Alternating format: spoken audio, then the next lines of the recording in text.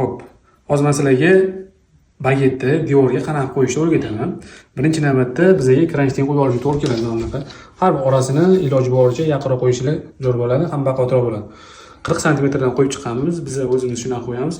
Keyin mana buni teshib olib, mana teshilgan tayyor teshib olib, boltka ekamiz bu. Shuni qo'yib chiqamiz. Har bittasiga 2 tane qo'yamiz, liqillab ketmasligi uchun.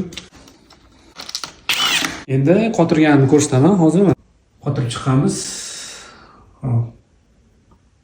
Endi 1 metrga 70 santimetrga qo'ysanglar yaxshi orasini.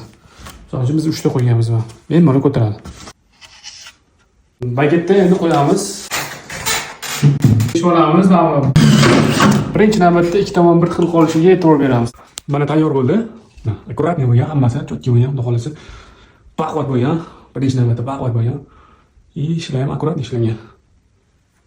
Yoqsa bitta like bosib qo'yinglar. Joyingiz sog' bo'lsin. E'tibordan chetda qolmanglar.